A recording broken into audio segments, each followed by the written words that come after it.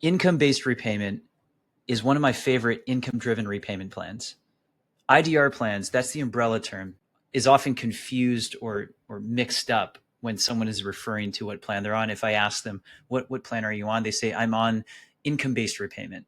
But they might actually be on SAVE or pay-as-you-earn or income contingent repayment. When your loan servicer sends you a letter to state that your payment has changed because payment plans have been introduced or are getting removed in the recent 5 years, they've played it safe by, instead of listing your actual income driven repayment plan, they just say that your IDR plan payment has changed. So just look out for that. And if you see that, it doesn't mean you're on income based repayment, but let's talk about it. Let's get into that. So income based repayment was created in 2007 by Congress, just like RAP was created by Congress through One Big Beautiful Bill Act.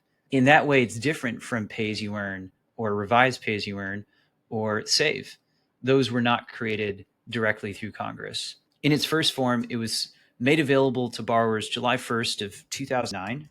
IBR was the third income-driven repayment plan made available. Prior to that, what existed was income-sensitive repayment. That was for federal family education loan borrowers only. And then prior to that was income contingent repayment, which was for direct loans. And that started during the Clinton administration through Congress in 1993. It was made available July of 1994. So, this plan very, very rarely does it ever come up in a call that I do with a borrower, because it only applies to these loans. And that loan program stopped being issued October of 2010. So IBR is both federal family education loans and William D. Ford direct loans. And it took 15% of discretionary income. Discretionary income, the definition for it by that plan is 150% of this federal poverty guideline for family size. Let's use that number, 23,475. And let's say that our borrower has 150,000 of adjusted gross income that are offset. This is our discretionary income. Multiply that by the percentage of the plan. That gives you your annual payment. Divide by 12, and that's your monthly payment. This plan works like whatever your loan balance is. Let's say your loan balance is 400,000. Let's say it's at 6.5% interest rate. So then every month, this is the amount of interest you're swimming against. You make your payment, starts here. This is your beginning balance, increases by interest, reduced by your payment. This is your new balance, right? So you've got this higher balance, and that's how the plan works by design. The balance, if your payment is always less than the interest that accrues, and that payment is recalculated every 12 months, you go in and you submit your tax return based on how you filed. The number that shows up here is the number they use. And the family size they use is the number of people that show up on your tax return. This payment will adjust, but if it continued like that and it continued to grow by, this much every month, then over the 25 years that plan is, again, this is not how it would work. How it would actually work is your payment is adjusted every 12 months based on your income. Those of you watching this, you know that your income can go up. It also can go down. But if this is how it worked, then you would have this times 25 years times 12 months in growth on the balance. So maybe your ending balance is that, right?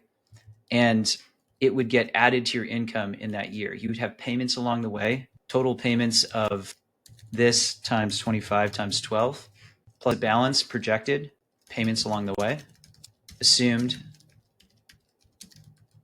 growth on the balance, and then this gets added to your income at the end. If you make $150,000 and you add $575,000 of income in the year, I don't know what the effective tax rate is going to be. Bring it all the way up to the highest marginal tax rate at the federal level. So there's your federal tax, and your total cost is federal tax plus payments along the way, right?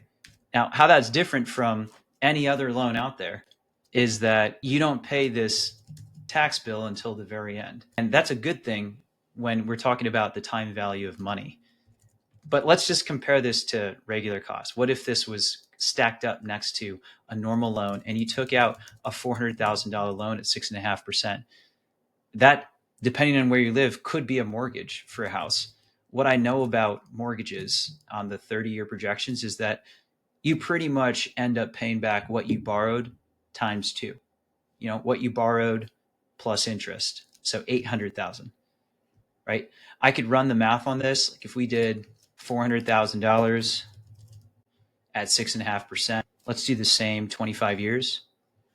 You'd end up paying $2,700 a month. So a different monthly experience, and total interest paid would be 410,000.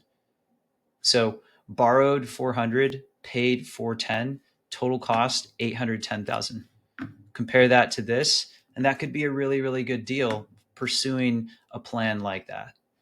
IBR was updated in 2014. So if you were a borrower after July 1st, 2014 for the first time, or you paid off your loans before you started another school program, graduate school, for example, you paid off your undergrad loans, you finished, say, in 2012, and then you took a couple year break, you paid off those loans during that break, and then you took out your first loan in 2015, you are a new borrower as of 2015. If you never had loans prior to this date and you took out your first undergrad loan after that date, then you qualify for this plan. One tidbit, one caveat is the One Big Beautiful Bill Act made it so that if you became a borrower for the first time after May of 2025, then you don't qualify for the IBR plan. The main thing that's different is that it's 10% of discretionary income.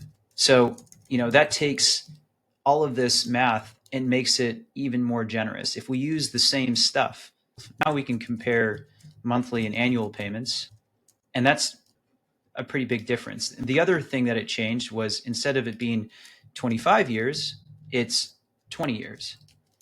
So now that's even better because you have this payment, you have this new balance, and this number times 20 times 12 is your projected growth. And then you've got payments along the way.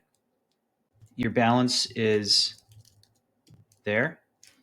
So then taxes. So then your total cost would be this plus payments along the way. Okay. You have this tax bill due sooner. It's due at year 20. You have this total cost that's less. If we change the payment pathway over 20 years instead of 25 years, now you're paying 400 plus 315.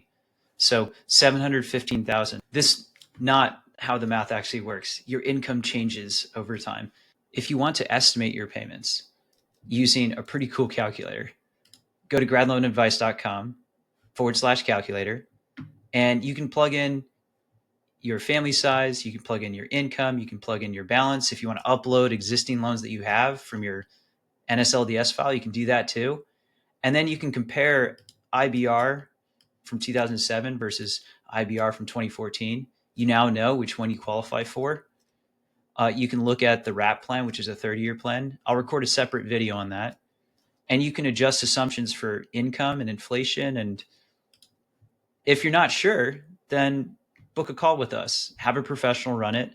We have this calculator with a lot more information exposed to talk through over the course of an hour. So I hope that was helpful. If you got value from this, hit like, subscribe to the channel, share it with others. Thank you.